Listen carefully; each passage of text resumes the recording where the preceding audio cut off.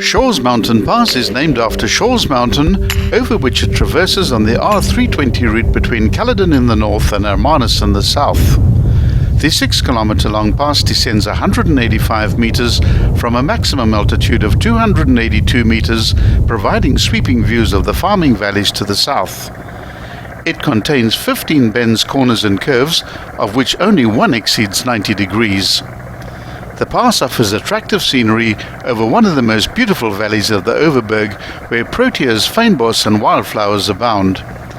The pass was completely realigned and rebuilt during 2017 and is perfectly safe for all vehicle types.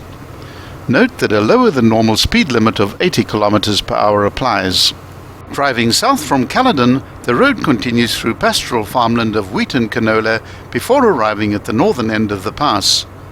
The road immediately begins ascending, but at a fairly gentle gradient of 1 in 18 via a wide S-bend. The summit suddenly appears at the start of the second S-bend, quite notable for a substantial double cutting. The speed limit reduces to 80 km per hour before the summit, and as the road sweeps through a fairly tight bend of 130 degrees to the right, a fabulous view unfolds as the cuttings give way to open vistas. Don't worry about finding a place to stop, as the road builders have created 2 great view sites.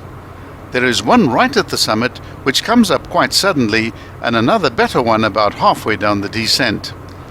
There's always much less wind on the lower view site, so it's the better of the 2. Guardrails have been erected on the drop side of the road for most of the descent, and the new alignment of the road has made a huge difference to the enjoyment of driving it. This was always a particularly bad corrugated road in the past, before 2017. Despite the big views, this is a relatively minor pass in terms of gradients and difficulty. The R320 from the Hemel and Aarde Valley has been a gravel road since inception, but at the time of writing in April 2018, major construction and resurfacing has been completed, including the modernizing and widening of Shaw's Pass. It was named after Lieutenant Colonel William Shaw, who was responsible for the introduction of merino sheep to the Overberg.